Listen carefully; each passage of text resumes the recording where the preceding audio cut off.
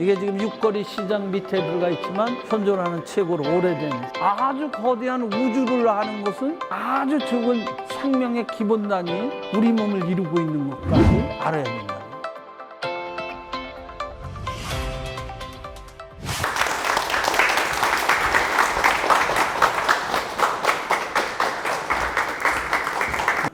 여러분 반갑습니다. 오늘 제가 이 특별 강의 준비한 것은 청주의 아이덴티티, 청주의 역사도 한번 보고, 그리고 방사강 가속기를 2020년 우리 지역에 이제 유치 확정을 했는데 이것이 주는 미래 먹거리, 이게 어떤 의미인가, 굉장히 어려운 이야기일 수도 있는데 정말 어렵습니다. 어려운 이야기를 한번 같이 나눠보는 시간을 갖도록 그렇게 한번 해보겠습니다. 처음에 청주에 산재한 그 문화 유적을 통해서 우리 역사를 한번 반추해보고, 또 우리 청주의 아이덴티티를 한번 느껴보고, 그것을 통해서 우리가 이 시기에 왜 방사강 가속기에 우리가 기대를 갖고 또 이걸 어떻게 활용을 해야 되는 것이냐, 이것이 주는 의미가 뭐냐, 이걸 한번 같이 생각해보는 그런 시간을 가졌으면 좋겠어요. 그래서 과연 청주는 앞으로 어떻게 갈 것이냐 하는 걸 가지고 좀 어렵지만 한 시간 내로 한번 풀어보도록 그렇게 하겠습니다. 청주의 역사가 의외로 우리가 얘기를 하지만 너무 모르는 것 같아요. 그러니까 우리는 틀림없이 1000년이 넘는 역사를 가지고 있음에도 이 자치가 없으니까 청주의 역사가 과연 뭐냐, 말로만 하지 진짜 모르고 있기 때문에, 그래서 우리가 좀 생각을 좀 해봐야 되겠다. 우리 청주는 뭐 많은 분들이 얘기하지만 구석기 유적도 상당히 많고, 청주를 둘러싼 청원군하고 통합이 됐지만 청원군 내에 석회암 지역에 동굴이 많이 있어서 그 지역에 우리가 구석기 유물이 굉장히 많이 나타나고 또 유적지도 있는데, 이거에 대해서 좀 간과하고 있는 건 사실인데, 사실 근데 아직은 그 저변 연구자들이 없기 때문에. 그런데 지금은 이제 없어진 우리 두루봉 동굴, 여기 이제 지금 원래는 무늬에 가덕에 있던 게 지금 무늬로 있다고 그러네. 그 다음에 이제 우리 12,000년의 신석기 시대부터 우리 역사는 사실 있는데, 여러분들도 다 아시다시피 이건 미호천 주변에 산적해서 지금도 있어요. 신석기 시대 12,000년 전부터 이게 되는데, 아마 이제 오송이 발굴이 되면서도 나오고, 특히 뭐 고인들, 이번에 월호동 지역에 고인돌이 또 나타났다고 그러는데, 이건 신석기 시대부터 아마 청동기까지 내려오지 않을까. 그건 좀 발굴 결과 보고를 좀 봐야 되는데, 또 아주 특이한 고인돌 고분군이 나오기 때문에 또 기다려 볼 만합니다. 그리고 이어서 이제 청동기 시대가 아마 우리 지역에 유적이 두드러지게 나타나는데, 이것은 우리 시에서 지금 2010년, 14년부터 이제 본격적으로 됐지만, 소위 송절동 지역의 그 테크노폴리스 지역을 하면서 본격적으로 아마 많은 부분이 나타나는데, 1차 유적 발굴하고 나서 거기 있는 이 지금 아직 문은 못 열었는데 전시관 안에 터도 내놓고, 여기에 이제 오송 지역하고 여기 이쪽 지역에 상당한 청동기 유적이 지금 나오고, 우리 국립 청주박물관에서도 이 청동기 유적 유물을 가지고 전시회도 있고, 그래서 청동기 시대가 주는 연구는 계속 우리가 진행이 돼야 될 것 같아요. 시대적으로 보면 뭐 청동기 시대지만 이건 아마 사만 시대로 가고, 우리 지역의 사만 시대의 의미는 될 것이다. 특히 우리 지역은 마한 지역에 속하지 않을까. 사만 중에서는 가장 큰 게 마한인데, 여러 가지 뭐 할 때 이 마한에서 우리가 이제 시작이 됐다 그래서 아마 이 시기의 기록에 의하면 상당현이라는 이름이 시작이 되지 않았나. 그러니까 청주 지역을 일컫는 명칭 중에는 상당이라는 게 제일 오래됐을 거예요. 그리고 여기에 이제 유적이 지금 상당히 연구가 돼야 되지만, 이 송절동 유적, 또 사실 청동기에 이 동검이나 동경들이 많이 나타나서 국립청주박물관에서도 그거 자체로만 전시회를 가질 정도로 상당히 돼 있다는 걸 여러분 아실 겁니다. 그 다음에 이제 마한의 뒤를 이어서 아마 초기 백제, 우리 청주가 이 백제의 한가운데 있었다. 그리고 이 백제 때 아마 상당현으로 불리면서 또 신라하고 접경이 돼서 서로 세력 각축을 벌이던 그 대표적인 유적이 많이 있어요. 그 중에 이제 정북동 토성, 이게 과연 백제 거냐 아니냐 하는 것은 좀 우리가 봐야 되지만 사만까지 올라가지 않느냐 하는데, 이게 뭐 사적으로 우리가 자랑할 만하고, 신봉동 그 테크노포리스 주변에서 최대의 백제 고분군이 나와서 사실 아직 발굴은 다 못하고 일부분 발굴하고 거기 백제 고분 전시관이 지금 유물 전시관이 진행돼 있고, 또 하나 시장으로서 개인적으로 좀 꼭 좀 더 좀 하고 싶은 건 부모산성이에요. 이게 왜 그러냐면 시장으로서 생각에는 청주 청원을 통합하고 보니까 가장 센터 지역이 부모산성 같고, 상당산성은 모양새는 석성으로 돼 있어서 그럴듯하지만 실질적인 전투는 별로 이루어지질 않았고, 그나마 임진병자 양난을 거치면서 아마 숙종 때 그걸 쌓은 것 같고, 이거는 아마 삼국항쟁기에 치열하게 아마 여기서 이루어졌던 거 아닌가, 이 부모산성은. 그러니까 백제인들이 초기에 쌓다가 신라가 들어와서 신라인들이 보수한 흔적이 많고, 내가 보기에는 굉장히 재미있는 유적거리가 돼서 또 우리 청주에 센터가 있으니까 이걸 좀 어떻게 좀 했으면 하는 개인적인 생각은 지금 갖고 있어요. 그 다음에 이 충북대학교 박물관에서 이 발굴한 것이 옛날에 이제 모유성이라고 그래가지고 조그만 샘으로 알았는데, 발굴해 보니까 아마 신라군이 여기 주둔할 때 이 식수를 사용하는 저수정이 발견이 된 거예요, 발굴이. 그러니까 이게 사실 삼국 통일이 되니까 필요가 없으니까 그냥 메꿔줘서 몰랐다가 물이 쫄쫄 나오니까 몽고 침략 때나 병자 임진 양난 때 의병들이 가서 보니까 여기서 엄마 젖 같은 물이 나온다 그래서 모유정이 된 건데, 사실 파보니까 뭐 지금으로 치면 군 사단 뭐 대대 연대 병력이 식수로 사용할 정도의 대단한 우물을 인공적으로 저렇게 잘 조성을 했는데, 이걸 중심으로 해서 부모산성을 좀 키웠으면 하는 개인적인 욕심이 좀 있어요. 그리고 이제 이어서 통일신라 시대 우리 청주는 서원이라는 이름을 갖는 거죠. 그러니까 백제 삼한 시대의 상당의 이름에서 먼저 서원, 여러분 아시다시피 통일신라 수도가 경주에 치우쳐 있으니까 우리나라 동남쪽이니까 통일신라가 작은 서울을 5개 두는데 그 중에 하나 서원경에 우리가 있고, 실질적으로 우리 청주가 기록문화유산 도시로서 유네스코 지정을 받지만 그것을 정말 내세울 수 있는 게 이 통일신라기 서기 757년 경도강 시기에 최초의 공적문서, 최초라고 하긴 뭐냐면 우리나라 제일 오래된 공적문서를 우리 청주를 중심으로 이루어지고, 이게 이 문서 자체는 일본에 지금 가 있지만 어찌됐든 공문서로서 이걸 보면 호구, 또 소유한 논밭, 또 경작한 그런 것뿐 아니라 기르는 가축, 소, 양, 염소 숫자까지 기록이 되고, 뽕나무까지도 여기 숫자가 나왔다는 걸로 보면 대단한 호구조사가 이 지역에 이루어져서 그런 걸로 이룬 기록문화 공적인 입장도 우리 통일신라 청주 서원경에 가지고 있었다는 의미가 됩니다.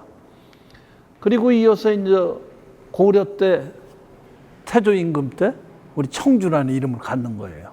그러니까 940년에 가지니까 1000년이 넘은 청주의 이름을 갖고 있는데, 우리는 청주라는 이름이 지금 얼마 안 된 것으로 생각한다. 이게 사실은 1000년 고도가 지금 돼 있는 거고, 이렇게 되는 이름을 가진 지역은 사실 많지는 않은데, 어떤 면에서 청원은 사실 100년도 안 된 이름이고, 그러니까 상당, 서원, 청주, 이 역사적인 고도를 우리가 확실히 알아야 될 필요는 있다, 이렇게 느낍니다. 이게 이제 성종 영감의 청주 목이 되면서 아마 이게 그 어간에 고려 초에 우리 청주 읍성을 아마 세웠던 것 같은데 20세기 초에 일제 강점기에 이걸 허물어진 건데 요건 통합 전에 내가 시장으로 재직할 때 40m 복원을 한번 해본 거예요. 여러분들 지금 저 검게 보이는 요 돌들은 사실 옛날 돌이에요. 그리고 이 하얀 돌들은 새로운 돌인데 이게 아깝게도 각 집에 주춧돌로 가고 뭐 강독으로 가고 그래서 이 많은 돌은 지금 우암산 순환도로에 있는 수도원에서 그 계단에서 우리가 찾아가지고 지금 이걸 조금 쓸 수가 있었는데 욕심 같아서는 좀 더 길게 내보냈으면 하는 생각은 좀 가지고 있어요. 이게 이제 구례운주로에 지금 있다는 우리 읍성도인데 이걸 중심으로 국립박물관이 동영상을 만들었어요. 한번 보면 우리 청주 읍성의 이미지를 알 수 있습니다.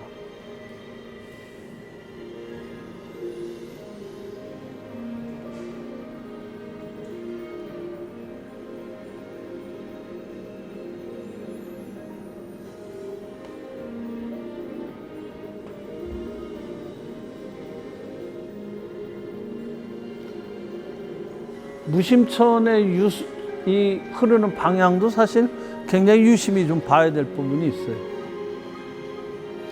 요 보이는 게 이게 이제 남석교. 이게 지금 육거리 시장 밑에 들어가 있지만 현존하는 최고로 오래된 석교. 이 메인 도로를 따라서 쭉 가보면 이제 남문이 정면으로 보입니다. 이 옹성이 있고 여기 아마 남문이 있는데 유일하게 문 4개 중에 요 문 사진만 지금 남아 있어요. 청남문 자체가. 그래서 이 청남문은 고증을 그대로 해서 우리가 맞을 수 있고 이 안에 이제 병마 절도사 병영이 있고 이제 동원이 있는데 조선조의 이 읍성 안에 군사령부와 행정관청이 같이 있었던 것은 청주 읍성이 유일할 정도로 좀 특징을 가지고 있는 거예요.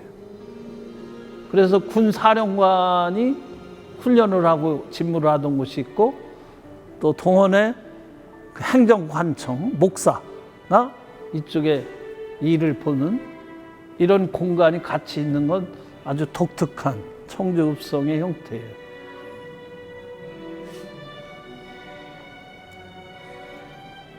지금 이 은행나무 앞각서는 그대로 지금 아주 있습니다. 이것도 1000년 나이 먹은 거니까.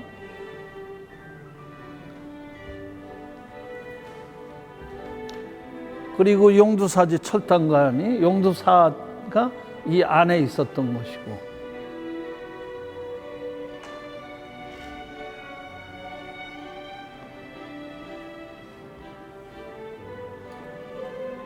그 다음에 이제 우리 관아 동원 건물이 아직 우리 남아 있잖아요. 이 관아 건물이 그대로 지금 놓여 있기 때문에 어떤 의미에서 이걸 재현시키는 의미는 크다고 나 생각을 해서 언젠가는 이게 내가 완공을 못 하겠지만 시작을 하고 싶어요. 이게 사적공원의 한가운데에 이 동원 건물은 그대로 지금 현재 남아 있으니까 이걸 중심으로 해서 관아 건물을 한번 재현을 해본다는 게 우리 사업으로 한번 했으면 합니다.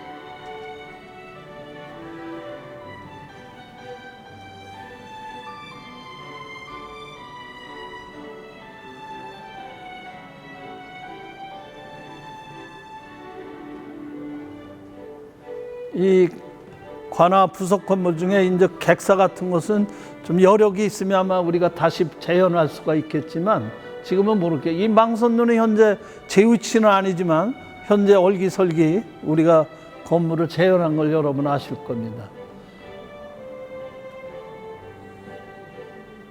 그 다음에 사대문 중에 이제 가을 쪽에 해당한다는 게 이제 서문 쪽인데 청추문.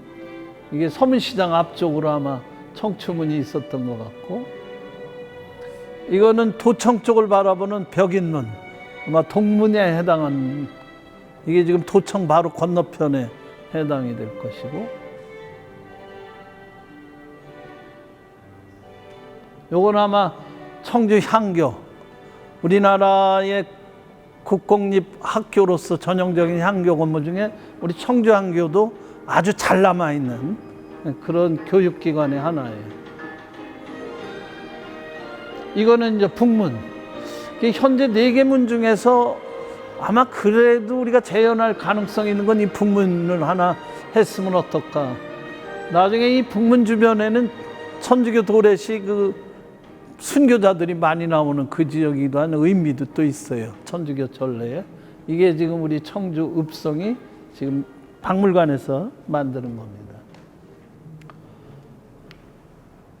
그 다음에 이제 고려시대 뭐 어찌됐든 고려의 국가 철학은 불교 철학이고 불교 철학의 가장 핵심이 되는 불경간행은 고려로서는 일반인들을 대상으로 하는 교육, 교화 사업으로 빼놓을 수 없는 일이라 고려 500년 동안 아마 불경을 간행한 것 같고 그로 인해서 우리 청주에 이런 보물이 국가적인 보물인 직지를 인쇄한 흥덕사가 존재하지 않았나.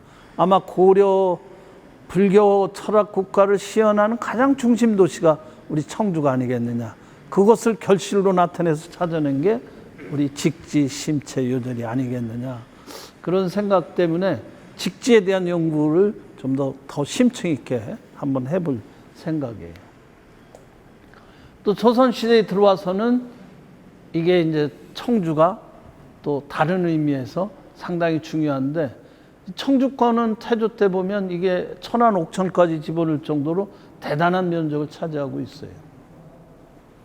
팔도 개편하던 갑오년의 개혁 때도 충청도 청주군이 굉장히 중요한 역할을 하고 그래서 2014년에 이제 우리가 청주와 청원군이 일제시대 때 나누고 해방될 때 이게 나눴던 1949년에 남았던 이 청주가 2014년에는 통합이 됐는데 여러분 아시다시피 인구는 전체 시군구 중에 7위, 수도권을 제외하면 우리가 창원 다음에 두 번째, 면적은 서울의 1.6배, 굉장히 넓고 재정은 3조 넘는 대도시로 우리가 성장을 하게 된 겁니다. 우리 청주가 그런 천년의 고도니까 이렇게 국보가 많이 있어요. 여러분도 아시다시피 용두사지 철당간, 저건 뭐 드물게 명문이 새겨져 있어서 아마 청주 김씨들이 이 용두사 철당간을 주조한 그 내력이 기록이 돼서 아주 드문 걸로 국보가 되고, 그 다음에 전부 이제 계유명전시 아미탑을 나르는 비상이라든지 또 안심사의 유명한 계불 이런 것들이 다 우리 국보고, 보물도 뭐 이 아까 얘기한 그 아미타불 비상 또 청원군 가덕면에 옛날에 있었던 계산이 5층 석탑 이게 유형문화재고, 또 우리 포환제 훈민정 만들 때 했던 신숙주 선생의 초상, 또 안심사 대웅전의 그 건축물이 저것도 우리 보물로 돼 있고, 또 전정문화재로서 이 공신교서 뭐 이번에 고인세박물관에서 상당히 많이들 가지고 있으니까 이런 거 하고, 또 용화사의 칠불, 입상, 석상 이런 것들이 우리 보물로 되어 있습니다. 또 운천동, 동종 여러 가지로 많이들 있고, 그 다음에 이제 중요한 게 이제 사적인데, 사적은 역사적인 유적이니까 우리 상당산성이 그만큼 중요하고, 또 뭐니 해도 직지를 찍은 흥덕사라는 곳이 뭐 역사적으로 굉장히 중요하죠. 이게 1985년에 이게 발견이 되면서 사실은 여기가 토지공사의 우리 청주의 첫 번째 도시계획 사업으로 택지 개발을 했었는데, 공교롭게도 내가 그때 문화공부부에 요거 담당 사무관이었어요. 그래서 이 금구 발굴 소식을 듣고 그때 우리 과장하고 장관께 보고를 드려서 이 지역을 2만 평을 사적으로 가지정했어. 우선 하도 급해서 공사 수독 2만 평을 가지정해서 오늘날 돼 있는데, 그때 당시에는 경영사업을 하는 토지공사 비롯해서 충청북도가 발칵 뒤집혀서 너무 크게 잡았다 그러는데 25년 뒤인 지금 생각하면 오히려 너무 적게 잡았다. 지금 그래서 뒤늦게 우리가 직지특구라고 그래가지고 여기 유네스코 기록문화유산도 기록문화유산 센터까지도 여기다 건립을 하고 전반적으로 우리가 기록문화유산에 대한 모든 것을 알 수 있는 이 특구로 다 사업을 하려고 그러니까 지금 이제 돈 주고 또 사야 되니까 사업비가 많이 드는 그런 어려움은 있어요. 그 다음에 아까 말씀드린 백제 최대의 고분군, 우리 한반도에서 가장 백제시대 고분이 많은 신봉동 다 발굴을 못해가지고 일부만 하고 있는데 그 발굴한 부분에 대한 유적과 유물을 전시하는 백제 유물전시관이 지금 있어요. 나중에는 어떻게 될지 모르지만 더 발굴이 진행이 돼야 하는데 재미난 것은 이때 고분 속에는 가야군인들의 유적 유물도 많이 나와요. 가야군인. 가야군에서 저 남해안 쪽에 있는 가야의 군사들이 왜 하필이면 청주까지 와서 아마 백제하고 연맹이라고 그럴까? 연합전선을 피고 아마 신라 세력하고 싸웠던 것 같은데 아주 재미난 가야 독특한 가야가 의외로 무기류가 많이 발달됩니다. 이 말에 씌우는 갑옷이나 여러 가지가 그래서 독특한 연구 자료가 되기도 해요. 그 다음에 아까 말씀드린 사적으로 써 있는 게 정북토성. 이거 우리나라에서 토성으로 정사각형으로 이렇게 남아있는 아마 토성은 거의 드물 거예요. 그래서 이게 근데 제 생각에는 여기가 우리 무심천과 미호천이 만나는 까치내에서 시작이 되니까 나는 우리 직근 조상들이 아마 여기서 처음에 자리를 잡았다가 점차 남쪽으로 내려와서 읍성으로 되고 지금 청주 중앙의 시가지를 형성하지 않았나. 그래서 지금 생각에는 아마 연구자들이 좀 연구를 했으면 좋겠는데 우리 문화재 팀들도 이 정북 토성에서 청주 읍성까지 가는 길목에 그 길을 찾을 수는 혹시 없을까 이런 생각을 많이 해. 그렇게 되면 우리 선조들이 차츰차츰 내려올 수 있는 그런 걸 알 수 있지 않을까. 그리고 현재 이 정북토성은 공원지역으로 도시공으로 묶여 있는데 이 부분이 다행히 지금 전으로 지금 널찍하게 돼 있는데 요걸 어떻게 더 좀 이게 확보를 해야 되겠다고 문화재청에 지금 협의를 하고 있는데 우리 문화재 팀장 유의 좀 해서 잘 좀 해줘요. 그 다음에 우리 청주에 이 고려 때 불교 철학을 중심으로 하는 직지와 용두사 이런 것이 있다면 조선조 시대 유교 철학에서도 우리가 대단한 것은 이 신앙서원이란 말이에요. 그러니까 고려의 안양 선생이 중국의 주자로부터 들여온 주작을 발전시켜 성리학으로 됐는데 이 성리학이 태계 선생 중심으로 한 주리, 율곡 선생 중심으로 하는 주기론이 상당히 학문적인 뜨거운 논쟁을 피며 그걸 발전시켰는데 그게 조선 유학 철학이었다면 그 중심에 주기론, 실천을 좀 중심으로 하는 율곡 선생 중심으로 하는 학풍에 직결되어 있는 것이 신앙서원이에요. 우리가 이 신앙서원에 대해서 재조명을 해야 되고 조선 500년을 이끌어온 유교 철학에 대한 정체성도 우리가 이 신앙서원부터 찾아야 되겠다. 율곡 선생은 나한테 있어서는 까마득한 선배 시장이니까 청주 목사를 하시고 또 우리나라 최초의 향약, 서원 향약을 만드신 분이니까 그런 의미에서 근데 여기에 학풍은 사실 고려말 사문의 하나인 목은 이색 선생님으로부터 시작해서 중종반정을 이끌은 정함 조광조 선생의 그 학풍도 여기서 이어지고 율곡 선생과 그 이후 우암 송시열 선생까지 이르는 조선시대의 어떤 주기론이라는 거대한 학풍의 대표적인 우리 서원이 신앙서원이에요. 그런 것을 우리가 좀 더 찾아내야 되겠다 하는 생각을 좀 많이 가지고 있어요.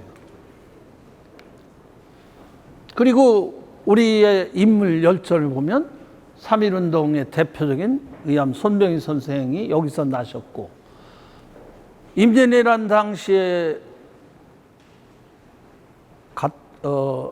코니시 유키나가 소서행장을 막아서 해서 순국하신 그 동네부사 송시열 선생의 묘소, 그리고 이분을 기리는 사당이 있고, 또 개인적으로는 내가 굉장히 존경하는 우리 행정 관료 중에 한 분이 병자호란 때 주화론자인 지천 최명길 대감의 묘소가 내수에 있어요. 또 우리 역사적으로나 일제강점기 우리 항일을 한 대표적인 지식인 단재 신채호 선생이 우리 청주 낭송 계신 이분의 이름이 있고, 그런 이름들이 굉장히 우리 청주를 빛내고 있다 하는 것을 간단히 말씀드리고,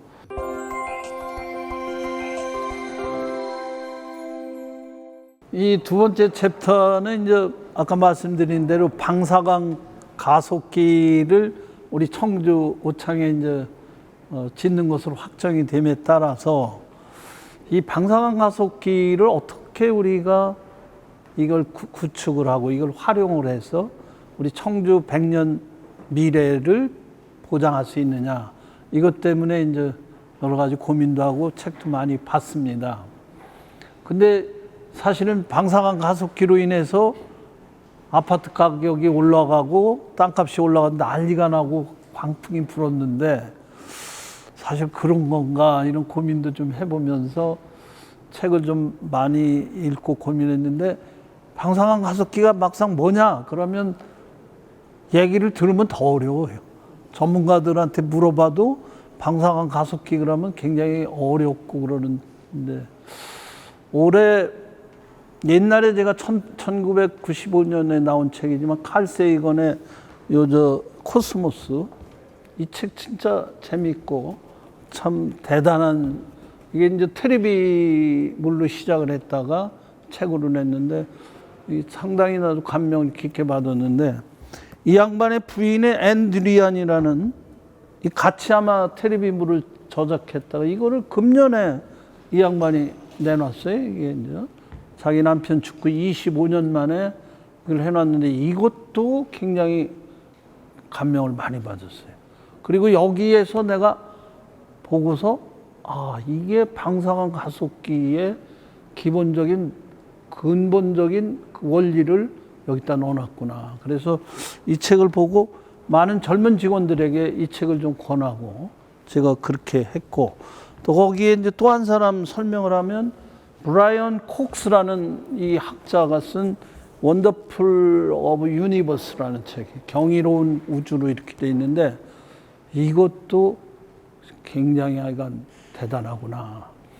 결국 이것은 코스모스 생명의 역사 그랬는데, 코스모스 뭐 우주를 얘기한다고 그러지만 이게 결국에는 우리하고도 똑같이 이게 계리된 게 아니더라고요. 계리된 게 같은. 그래서 그 방사강 가속기 그러면 쉽게 또 이 언론인들 기자들이 거대한 현미경은 아주 적은 세계를 보는 건데 현미경이 거대하다. 그러면 아주 미세한 아주 적은 세계를 보기 위해서는 굉장히 큰 기계가 필요하다는 거예요. 그러니까 아주 거대한 우주를 아는 것은 아주 적은 생명의 기본 단위인 우리 몸을 이루고 있는 것까지 알아야 된다는 거예요. 그런 이치예요. 그러니까 우리 생명이 어디서 왔느냐? 틀리게 생각을 하지만 이 코스모스나 이 브라이언 콕스가 얘기하는 경이로운 우주 보면 별에서 만들어지고 별에서 나오는 원소로 인해서 생명체가 이루어진다는 거예요. 그걸 들여다보는 거예요. 그러니까 참 과학의 발전이라는 게 대단한 건데, 그런 얘기들을 한번 우리가 음미를 좀 해봤으면 하는 생각에서 1939년인가 뉴욕에서 세계 박람회가 열릴 때 칼 세이건이 어린 나이에 여기를 가가지고 아인슈타인의 이야기를 들었다는 거예요. 아인슈타인은 1905년에 일반 상대성 이론, 1915년에 특수 상대성 이론 해가지고 그 당시로서는 이제 천재 중에 천재, 위대한 물리학자. 지금도 아이작 뉴턴과 알버트 아인슈타인 두 사람을 꼽는데, 이 양반이 그때 얘기한 것이 뭐냐? 우주선. 우주에서 광선이 나오는데, 우주에서 빛이 나오는데, 그게 물리학자들의 관심사다. 그게 뭐냐? 그게 바로 우주로서는 가장 거대하고, 여기 그 말이 그대로 써 있잖아요.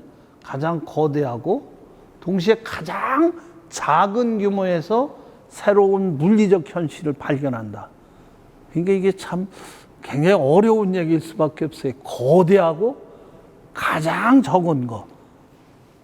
그런 세계를 한번 이해를 해보면, 이게 이제 이 코스모스에 나오는 얘기인데, 우주는 은하를 낳고 은하는 별을 낳고 별은 행성과 위성과 혜성을 낳는다. 뭐 이런 정도의 얘기들인데, 이건 뭐 그냥 넘어가기로 하고, 우리 뇌 속에 있는 이 신경망을 커넥텀이라고 한다는데, 이 커넥텀에 있는 이 우리 뇌를 보는 게 이렇다는 거예요. 이게 신경망. 이게 아주 좁은 공간에 아주 넓은 장소라는 거예요. 그러니까 우주를 생각하는 우리 뇌도 우주보다 더 높다, 이런 얘기. 이 어려운 얘기니까 넘어가고. 실제 소금 하나를 우리가 지금 모르고 있다는 거예요. 소금 하나에 나트륨하고 염소가 붙어서 NaCl인데, 나트륨, Cl, 염소. 우리가 학교 때 보면 나트륨과 Cl, 염소의 합작이 소금인데, 이 원소가 얼마나 있냐? 10의 16승. 일경의 원소들이 있는 게 소금 알갱이 하나인데, 이게 도대체 뭔지를 지금 모르고 있다는 거예요. 그러니까 아주 적은 알갱이 속에 우주가 다 있다는 거예요. 이게 철학자들의 얘기라면 철학적이겠다 하겠는데, 철학자들의 얘기가 아니라 물리학자들의 얘기니까. 그리고 이 물리학 중에서도 입자 물리학자들의 얘기예요. 생명체의 최초는, 요새 내가 이걸 보고 참 웃었는데, 사쿠리투스 코로나리우스라고 하는데, 여러분 여기 무슨 익숙한 단어가 있지? 코로나가 있잖아, 코로나가. 요게 사진은 이런데 여기 1mm야. 이게 생명의 최초에 5억 4천만 전에 있다. 5억 4천만 년 전에 생명체가 나왔는데, 이게 최초고, 이 최초의 생명체 이름이 코로나리우스더만. 이게 우리가 지금 고생하는 게 뭐 별로 다른 데가 아니고.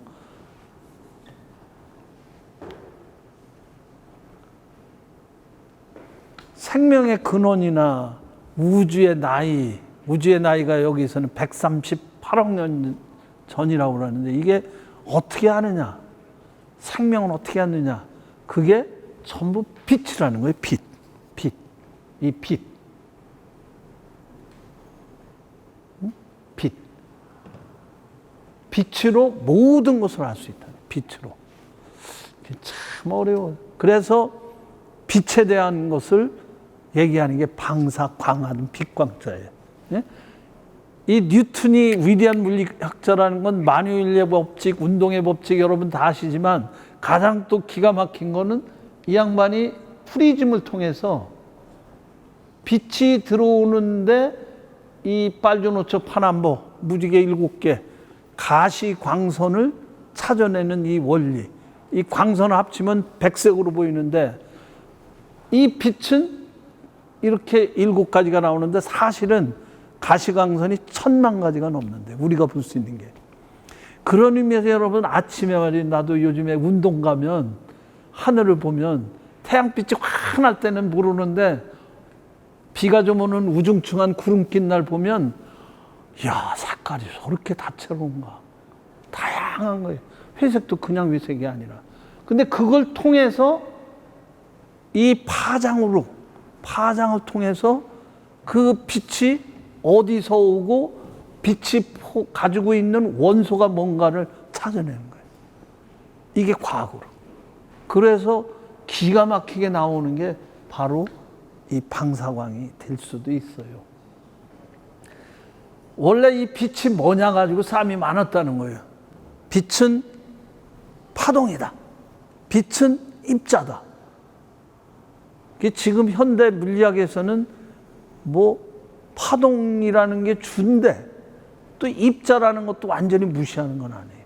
두 가지를 가지고 있는 여러 가지 이제 저기를 한 건데 이걸 통해서 여러 가지 알게 되는 건데 굉장히 어려워. 나도 잘 모르겠지만.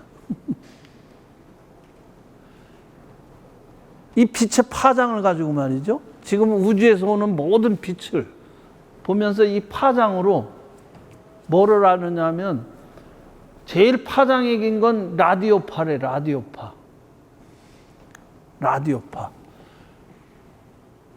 라디오 키는데 잡음이 들리잖아요. 이 앤드리안이라는 분이나 브라이언 콕스는 그래. 여러분 조용히 하시라. 그 라디오의 잡음은 130억 년 전에 우주가 빅뱅으로 일 때 오는 파장일 거다 이거야. 지금도. 그게 턱혀 있다는 거예요. 라디오파에. 파장이 제일 길고. 그 다음 파장은 적외선. 요건 가시광선, 우리가 눈으로 볼 수 있는 거. 파장이 좀 짧은 게 우리 몸을 찍는 X선. 더 세부적인 걸 알기 위해서는 파장이 아주 짧은 감마선. 이런 것을 통해서 분석을 하게 된다.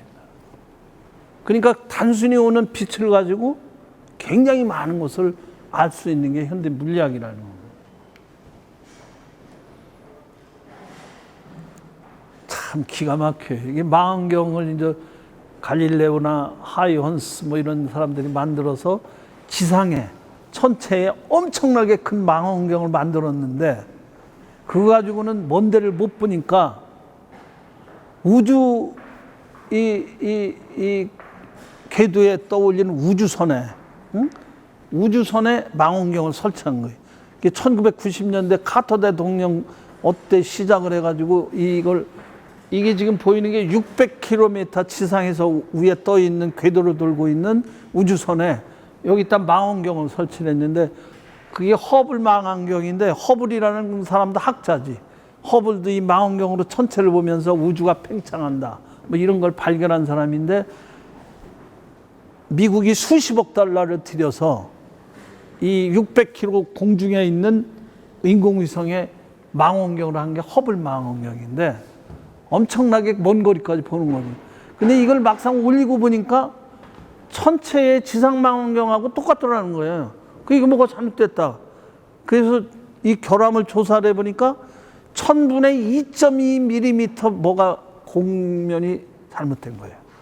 1000분의 2.2mm. 이거 어떻게 하느냐? 다시 쏴 올리느냐? 이거 돈이 너무 많이 들어서 안 돼가지고 우주 비행사를 올려보내. 머스그레이브러스라고 뭐 4번에 걸쳐서 갔다는 사람을 보내가지고 이 사람을 거기 가서 인공적으로 이걸 교정을 하는데 뭘 하냐면 이 망원경에 안경을 씌웠대요. 1000분의 2.2mm를 교정을 했더니 그랬더니 실로 놀라운 일들이 벌어졌더라. 이게 대표적인 거예요. 이게 울트라 딥 필드. 아주 엄청나게 깊은 마당의 별들. 혹시 오리온자 정민 씨 알아요? 오리온자? 응? 오리온자 아주 밝게 4개가 빛나고 있지? 거기 가운데 삼태성이 있지. 별 3개가. 그래서 사실 나도 우리 같이 사는 우리 아내하고 연애할 때는 밤하늘을 쳐다보면서 저건 자기 별, 이건 내 별 하기 딱 좋은 별이 사실 오리온에 있는 삼태성인데 그 삼태성 그하고 오리온별 4개고 직녀성도 있어요. 근데 거기 딱 보면 깜깜해. 지금까지 인간은 천체 망원경으로 깜깜한 것만 봤는데 울트라 망원경, 아까 얘기하는 허블 망원경으로 찍으니까 이게 변인 거예요. 아무것도 없는 줄 알았더니 수조 개의 별무리들이 있는 거예요. 수조 개. 이 별들이 말이지 기가 막힌 게 이렇게 안 보이는 별무리들은 물경 120억 년 전에 날라온 빛을 보고 있는 거예요, 지금. 거리가 120억 광년 떨어진 별을 우리가 보고 있는 거예요. 여러분들 이게 그래요. 이 빛은 유한하다. 빛의 속도를 재는 게 이 책에 나와 있는데 빛의 속도는 대략 유한하다, 무한하다 가지고도 몇백 년 동안, 몇천 년 동안 학자들이 논쟁을 했는데 결국 빛은 유한하다. 빛의 속도는 1초에 거의 30만 킬로미터로 돼 있는데 이 지금 현재 현존하는 것 중에 빛보다 빠른 건 없다는 거 아니에요? 근데 그 빛이 1초에 30만 킬로미터라고 유한하니까 여러분들 내가 30cm에 있는 거울을 볼 때 30cm 떨어졌다 이게. 그럼 내가 지금 이 거울을 봐. 이게 same time 난가? 30cm 떨어지면 10억 분의 1초 전에 나를 보는 거예요. 10억 분의 1초 전에 나지 same time 내가 아니란 말이에요. 이해가 가요? 빛은? 그러니까 지금 달을 본다. 달이 38만 킬로미터 떨어져 있거든. 그러니까 달에서 내가 지금 보는 건 1.23초 전에 달이야. 태양은 어떻게 했어요? 태양은 1억 5천만 킬로미터 떨어져 있거든. 그러니까 8분 한 몇 초 더 전에 태양이라. 8분 몇 초 전에 태양을 내가 보는 거지. 태양이 없어져도 8분 동안 몰라. 모르는 거예요. 태양이 아직 있는 줄 아는 거예요. 이 별은 120억 년 전에 그 보낸 빛을 지금 우리가 보고 있는 거예요. 그러니까 우주의 지금 나이는 120억 년이 넘을 것이다라고 판단하는 게 이걸 보는 거예요. 이게 울트라 딥필드라는 건데 이게 많은 은하 군단이 있는 거예요. 이걸 망원경으로 찾아내는 거예요, 이게. 그래서 이 빛은 이렇다네. 이 우리가 보는 가시광선 속에서 아주 파장이 길은 적외선과 또 파장이 짧은 자외선 속에 이 빛의 스펙트럼을 가지고 우리가 아는데 지금 이 가속기 가지고 이걸 보는 거예요. 우리가 방사광 가속기 가지고 이 빛이 어떻게 되느냐. 그렇게 보면 이게 지금 유럽 입자물리 연구소에서 하는 세르닌이라는 근데 27km의 원형 둘레가 100m 깊이에 있는 이걸 가지고 우리가 이게 보는 거거든. 이게 이제 세르닌의 모양이에요. 포항에 가서 어제 볼 때는 이렇게 안 보이던데. 그런데 이렇게 돼 있는 거예요. 수소, 파장이 짧은 자외선 쪽, 보라색 쪽, 파장이 좀 긴 빨간 쪽은 수소. 이런 쪽에 그 놓고서 보면 여긴 칼슘, 여기는 메탄, 여기는 수소와 마그네슘, 여기는 나트륨, 여기는 산화티타늄 하는 거기에 있는 원소 분자 물질을 이 스펙트럼을 통해서 찾아내는 거예요.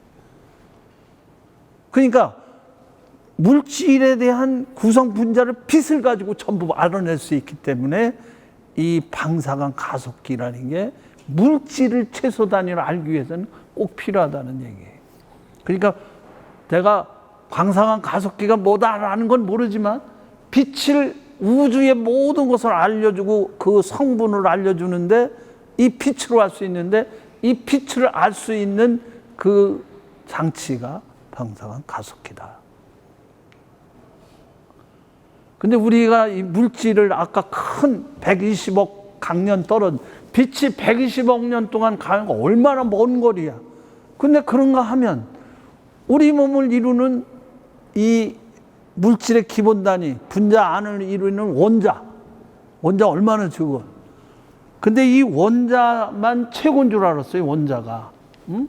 이 원자가 이 학자들은 이제 원자보다 더 적은 건 없다. 이렇게 얘기했는데 나중에 보니까 원자보다 더 적은 게 있어. 원자를 이루는 중요한 요소 중에 하나가 원자 핵이야. 근데 원자 핵이 얼마만 하냐면 원자가 지금 엠파이어 스테이트 빌딩만 하면 원자 핵은 1mm. 사실 참 재미나요. 원자가 이만한데 원자 핵은 지금 베이지도 않아. 그러면 나머지는 텅 비어 있어요. 우주처럼. 우리 몸에 우리 물질을 이루는 모든 거에 원자 그 속에 철이다, 산소다, 수소다 보면 아무것도 없는 텅 빈, 그걸 학자들은 암흑물질이라고 그러대. 다크니 있어요. 그게 전부일 거래. 근데 그걸 하나도 몰라, 우리는. 우리가 알 수 있는 거 5%도 안 되는 거예요. 그러니까 우주 섭리라는 게 뭔지는 좀 모르지만 그래도 과학자들이 아는 건 원자핵 속에 원자핵이라는 게 있는데 저게 저렇게 조그만데 저 원자핵 주위를 전자가 도는 걸 또 찾아낸 거예요. 어떻게 찾아낸 건 뭐 나는 도저히 모르는 거고.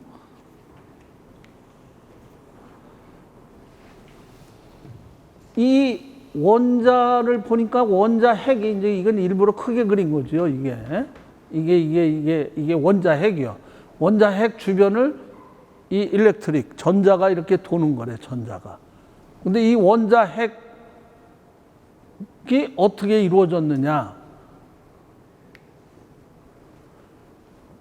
학자들이 또 조사를 해보니까 양성자, 중성자로 이루어졌더라.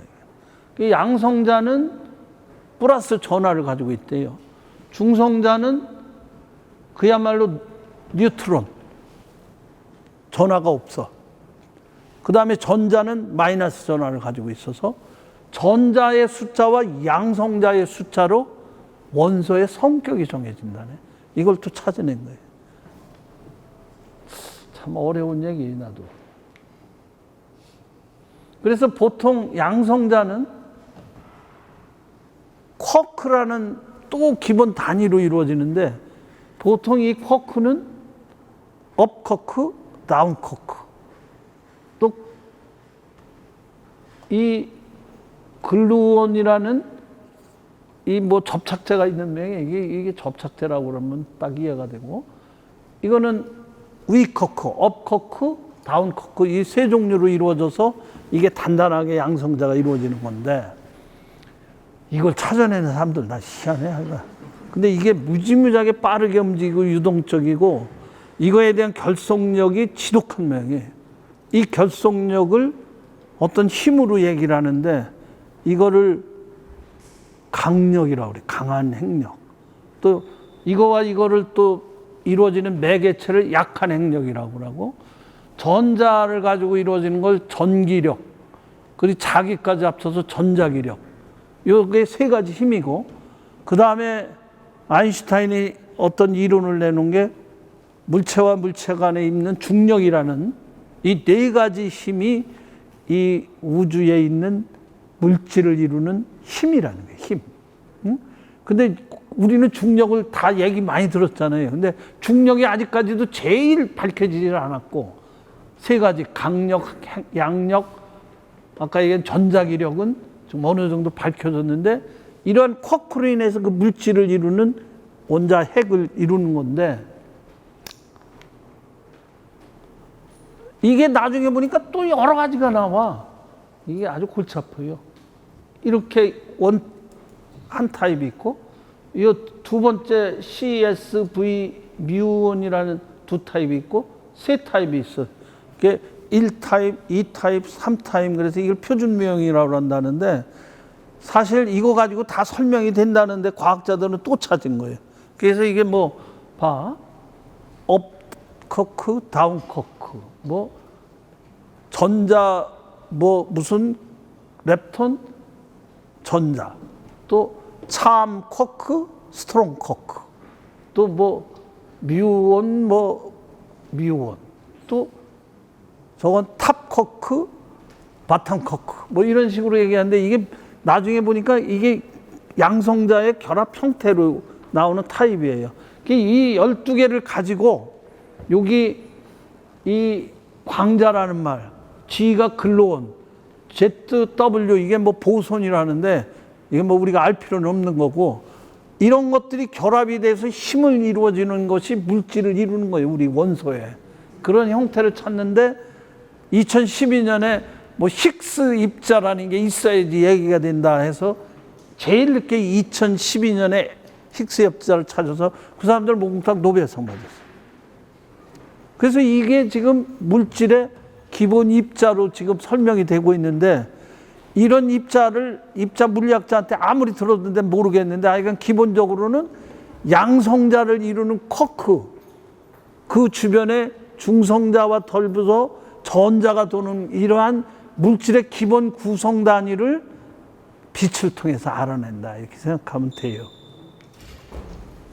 그래서 지구상의 가장 가벼운 원소 6가지는 설명이 된다는 거예요.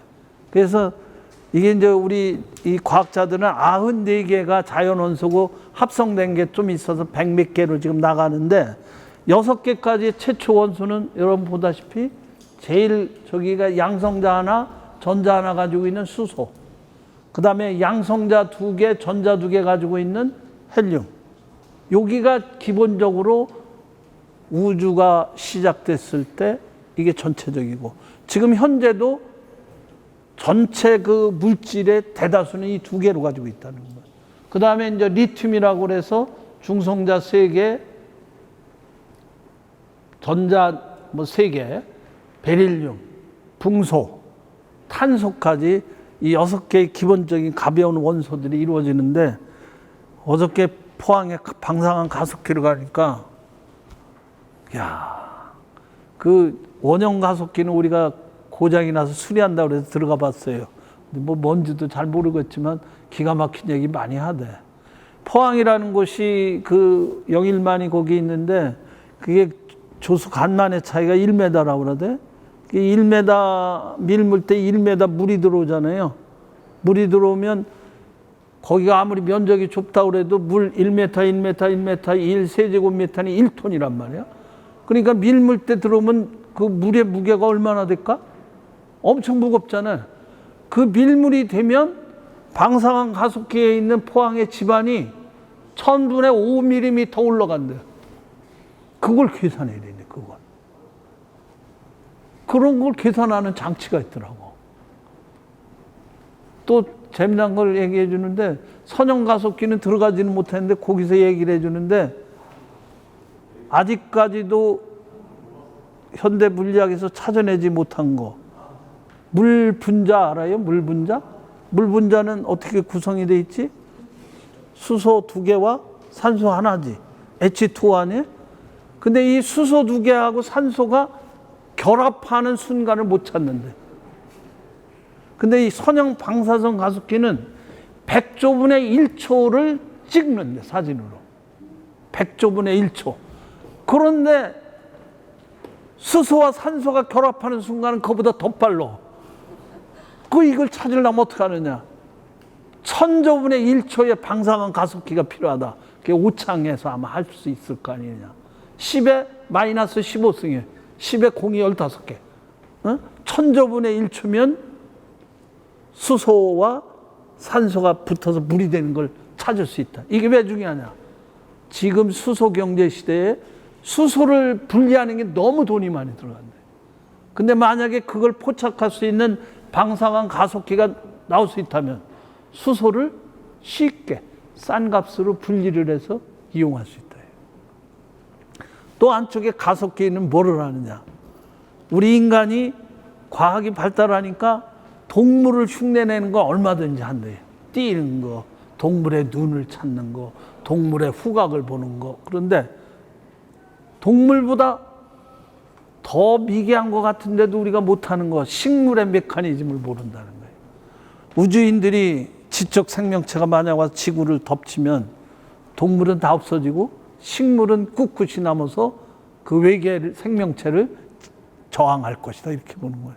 그 대표적인 게 뭐냐면, 식물은 태양빛을 무한대로 받고 이산화탄소를 가지고 엽록소라는 자기의 저장 장치를, 공장 장치를 가져서 광합성을 이루는데 그걸 모른다, 이게 우리는. 만약에 그 메커니즘을 알으면 석유고 뭐고 다 필요 없는 거지. 태양과 우리가 내뿜었던 이산화탄소와 엽록소라는 자기, 그거는 에너지가 무한대로 나와. 아까 얘기한 수소를 쓸 수 있고, 그게 바로 방사선 가속기로 가능할 것이다. 이렇게 보는 거예요. 이 브라이언 콕스가 그린 이 도면을 보면 말이죠. 우주가 정말로 고밀도, 고축적된 아주 정말 점에서 이게 순간적으로 팍, 그 소위 빅뱅이라고 그러잖아요. 그 빅뱅에서 시간이 이제 시작이 됐다는데, 요 점이 이제 빅뱅이에요, 이게. 그래서 요 빵 하고 터질 때가 10의 마이너스 46초. 10의 마이너스 46초는 어떻게 되는 거예요? 아까 천조분의 1초가 10의 마이너스 15라고 그랬잖아. 이건 마이너스 46. 요거를 나도 잘 모르겠는데 프랑크 상수라고 그러더라고. 프랑크 시간이라고 그러고. 그때 빵 터지면서 우주가 팽창하기 시작을 했다. 그러고 10의 30, 마이너스 30 몇 초, 36초. 요때. 요때는 중력이 나갔고, 요때는 강력이 나가고, 쿼크만 있었다는 거예요, 쿼크만. 그러고서 요게 굉장히 우주가 커지기 시작했다는데, 요 시기가 10의 마이너스 32승초. 요건 10의 마이너스 36초. 여기까지 오면은 이제 처음으로 이 양성자가 되는 그 원소가 그 미립자가 나타나는 시기가 10의 마이너스 11승이고, 100만 분의 1초 때 양성자, 중성자 같은 소립자가 나왔다. 그러니까 참 이게 참 이해를 못 하겠는데, 하여간 빅뱅이 되고 우리가 생각할 수도 없는 짧은 시간에 이런 우주의 역사가 이루어졌다는 거예요. 이걸 어떻게 찾았는지 모르지만 빛으로. 그래 100만 분의 1초 때 소위 양성자와 중성자가 생기고, 빅뱅이 되고 나서 1초가 돼가지고 소위 원자가 나오기 시작했다. 원자가. 그게 이런 거예요, 보니까. 그러고 40만 년, 우주 나이가 40만 년이 됐을 때 수소 원자, 헬륨 원자가 되고, 10억 년이 됐을 때 이 수소와 헬륨이 이렇게 만나면서 별이 되고 은하가 되기 시작을 했고, 10억 년이 돼서는 이 구름대가 되면서 태양계도 만들어지고 뭐 이렇게 쭉 해서 지금 137억 년의 역사가 왔다니까, 이 우주의 역사는 1초도 안 되는 시간에 이렇게 이루어졌다고. 이걸 다 빛으로 찾아내요.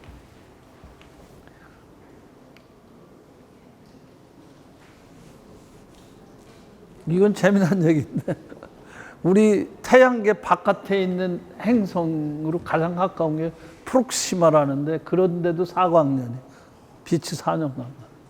여기 위성이 아마 우리 인간하고 같지 않을까. 근데 재미난 얘기는 워프 드라이브라고 그래서, 이 빛보다 빠르게 갈 수는 없으니까 우주라는 공간을 좁히는 기술이 또 있다고 그러는데, 그건 뭐 도저히 우리 현대 물리학으로서도 이해가 안 가는. 그러니까 우주선이 아니라 우주가 움직인다는 얘기를 하니까 잘 이해를 못 하겠어요.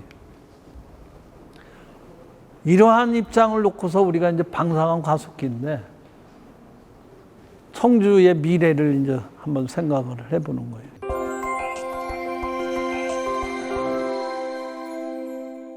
유발 하라리라는 이제 그 여러분들 많이 들어보셨을 테고, 그 사피엔스의 저자인데, 이 호모 사피엔스 이 친구가 이제 인류사를 인지혁명, 이 아주 재미난 이론이, 저도 역사 전공했지만 인지혁명이라는 저 개념을 넣어주는 게 아주 독특하고, 그로 인해서 이제 농업혁명, 과학혁명, 산업혁명으로 이루어졌는데 상당히 뭐 공감이 가는 부분이 있어요.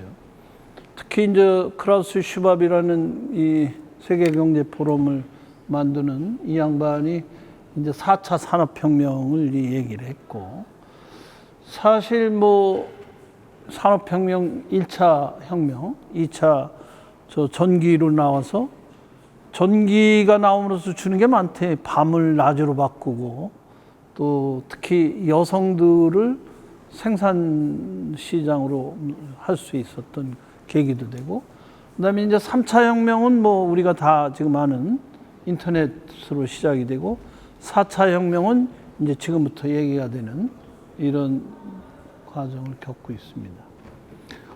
뭐 어찌됐든 4차 혁명은 많이들 아시지만 현실과 가상을 융합했다. 온라인과 오프라인을. 지금 코로나 전국에도 아마 이게 대단할 테고. 그게 이제 에어비앤비, 우버 이렇게 나왔는데 벌써 지금 코로나 때는 또 이것도 지금 쇠락의 길로 가지 않느냐 해서 다시 조명이 되지만 어찌됐든 상당히 현실과 가상을 한 거에 주는 의미는 많은데 이 두 개의 지구를 볼 수 있는 거죠. 하나는 물리적인 지구고 하나는 하이테크 산업의 이런 지구고 또 이런 면에서 우리 대한민국이 상당히 앞서간다는 걸 볼 수가 있는 거고 이 크라우스 슈밥이 조금 맞는 것 같지는 모르지만 금년도를 얘기해 보면 없어지는 일자리가 720만 개, 생기는 게 200만 개, 500만 개 일자리가 준다고 그러는데 많은 학자들이 여기 동의는 하지 않는 것 같은데 어찌됐든 우리가 몰랐던 새로운 일자리들이 많이 나올 것 같은 생각은 들어요. 또 이번에 코로나19를 계기로 해서 비포 코로나, 애프터 코로나 이걸 본다면 더더욱 새로운 분야가 나올 것으로 봐서 지금이 가장 중요한 시기 아닌가 이런 생각을 갖고 있습니다. 하여간 이런 의미에서 개업과 창업은 우리가 다르게 봐야 된다. 이 지금 강의를 하고 있는 이 자리가 콘텐츠 코리아 랩인데 이건 철저히 정말 창업이 돼야 된다. 그러니까 뭐 비근한 예로 미장원을 개업을 하는 것은 이건 철저히 창업보다는 개업이고 통닭집을 낸다. 이것도 창업으로 보기는 어렵다. 이런 거예요. 개업으로 보는 거지. 그러나 이 콘텐츠 코리아 랩에 지금 있는 우리 젊은이들이 개별 기업으로 내는 것은 이건 거의 동종이라도 조금의 차이가 있으면 창업으로 생각할 수 있는 무한대의 영역을 얘기할 수 있는 거죠. 대한민국의 뭐 이건 억지로 나눈 것보다는 대략적인 걸로 보면 6T로 생각을 해서 한번 우리가 생각을 해보면 어찌됐든 IT, 우리 청주도 하이닉스라는 뭐 비롯해서 여러 가지 솔루션 업체가 많이 생기고 특히 이제 이런 전략 산업들이 나올 것 같아요. 그 다음에 바이오 테크놀로지. 이번 오송 바이오 단지에 지금 이제 질병관리본부가 질병관리청도 되고 지금 전 세계는 코로나19에 대한 예방 백신과 치료약 전력을 지금 다하고 있기 때문에 이거에 대한 시장은 뭐 얘기를 내가 할 필요가 없을 거예요, 아마. 이 IT 업체들도 BT 쪽으로 전부 지금 가고 있는 거라고 해도 과언이 아닐 거예요. 전 세계가 아마 지금 레이스 경쟁을 할 거예요, 이게 바이오 테크놀로지. 그 다음에 이 나노 테크놀로지. 아까 얘기했듯이 정말 보이지 않는 이 초미세 세계의 승부가 결정되는 거죠. 거대한 세계 이전에 정말 미세한 세계. 이게 BT, IT, NT를 합쳐서 빈트라고 그러기 때문에 우리도 일로 들어가야 되지 않느냐. 심지어 이번에 그 포항 가서 우리 거기 연구자들이 얘기를 하는데 이 원형 가속기에도 뭐냐 아니에요. 정확한 원이 24각형이라고 그러더라고. 24각형인데 이게 빛이 직선으로 쏘니까 그 거울을 이용해서 약간씩 이 각을 줘서 돌리는 건데 그 반사하는 각을 돌리기 위한 거울이 초정밀 거울이어야 된대. 거울이.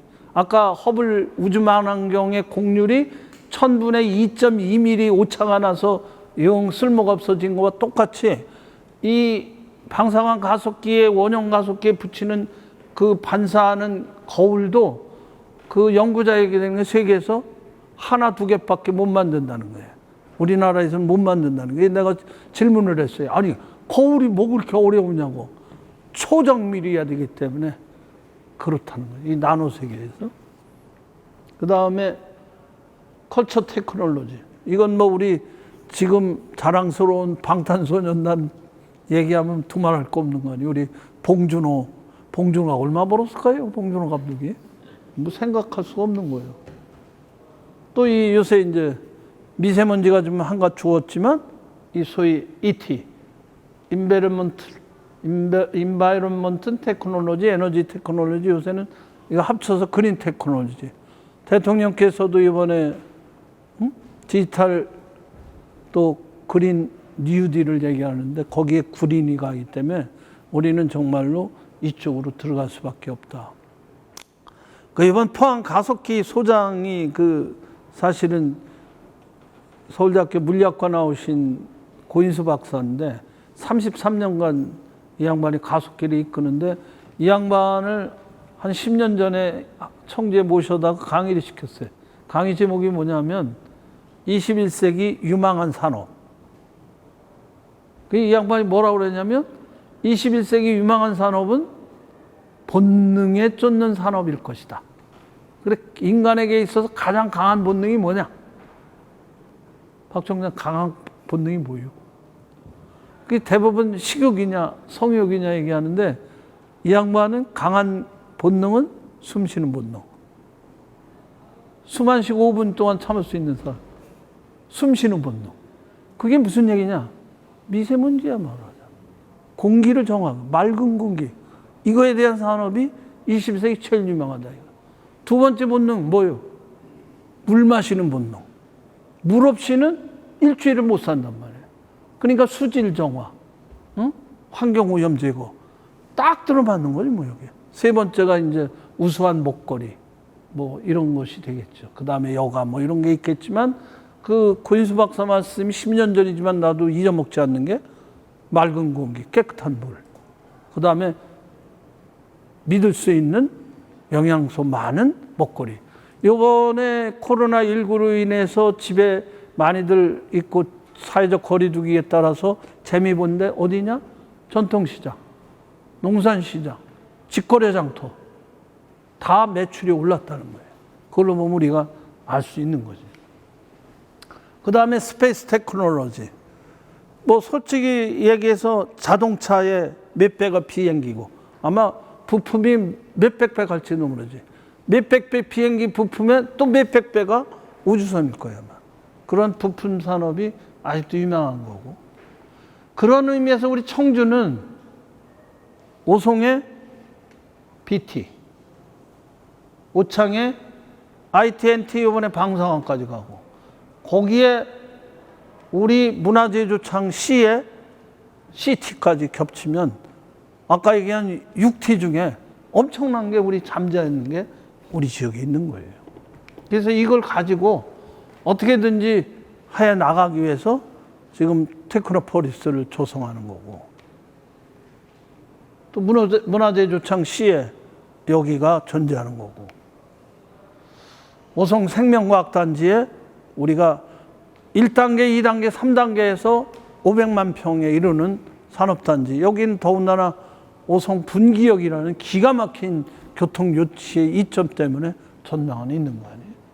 이번에 사실 방사관 가속기에 우리가 점수를 딸 수 있었던 건 교통 요건에서 뭐 타의 추정을 불허하니까 경상북도 포항과 전라남도 나주와 충청북도 청주를 얘기하면 청주에 대한 교통 요건을 이길 수 있는 데가 없어서 우리한테 오지 않았나 이렇게 봐요.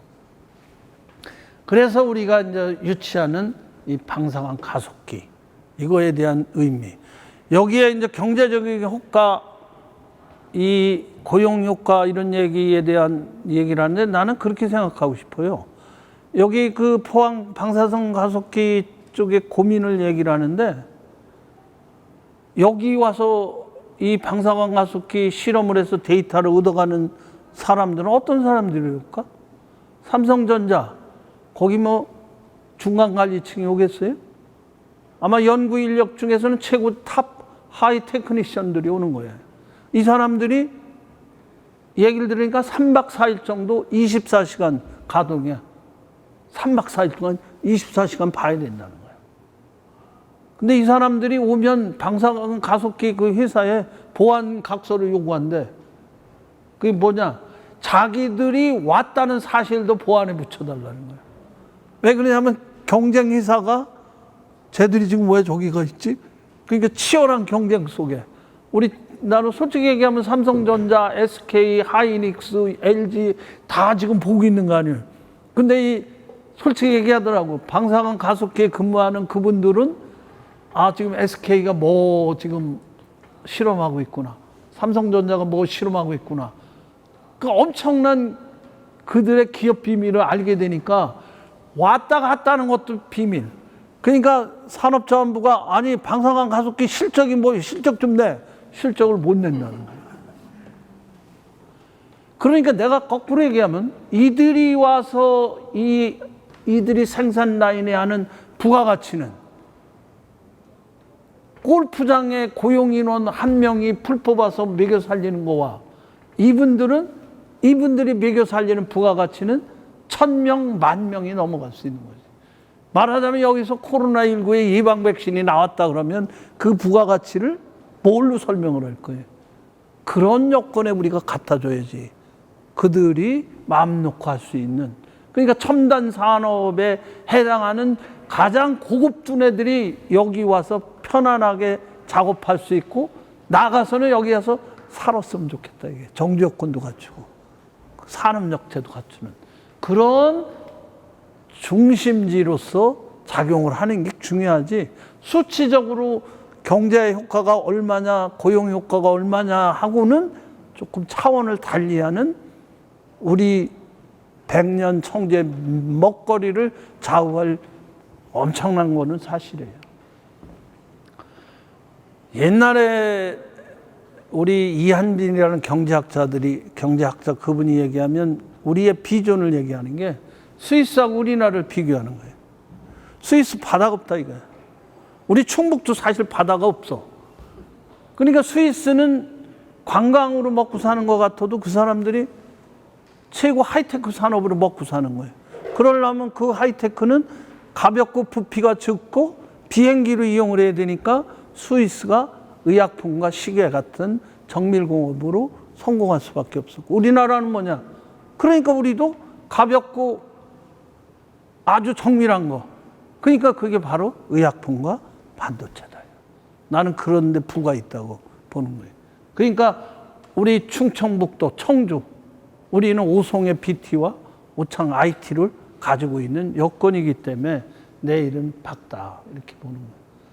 그래서 나는 청주를 두 가지로 봅니다. 이게 뭐 늘 얘기하지만 무심천과 미우천을 이렇게 놓고 이 무심천에서 우암산까지 이르는 것은 고려 태조께서 붙이신 청주라는 이름을 가진 역사 고도고 이 무심천에서 경부선 쪽으로 가는 이 서쪽 경부축은 말하자면 미래 첨단 도시 21세기 도시가 돼서 여기는 고도기 때문에 공공이 투자를 하려고 합니다. 공공이.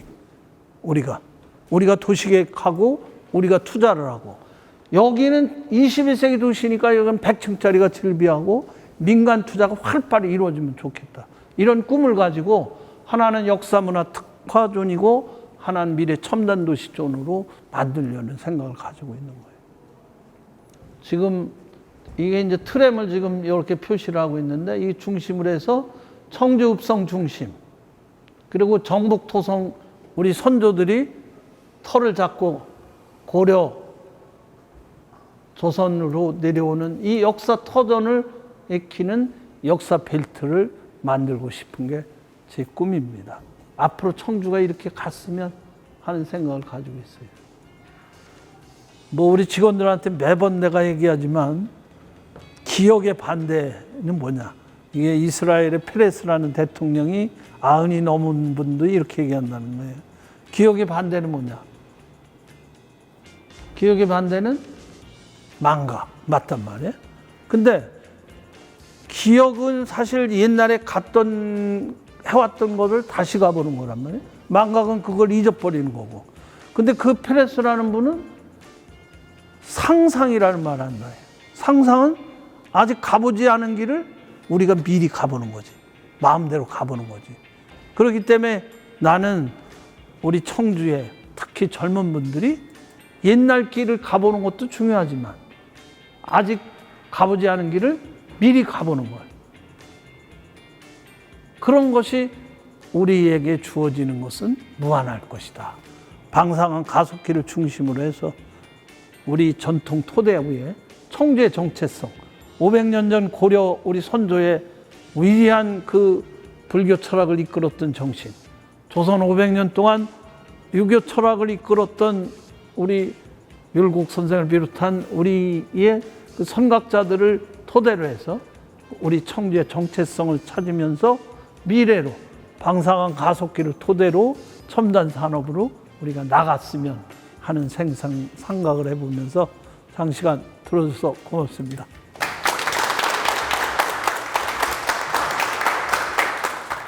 우리 청주의 역사는 굉장히 긴 역사적인 도시입니다. 또 우리 선조들이 자랑스러운 우리나라를 이끌어온 정신문화의 고장이기도 합니다.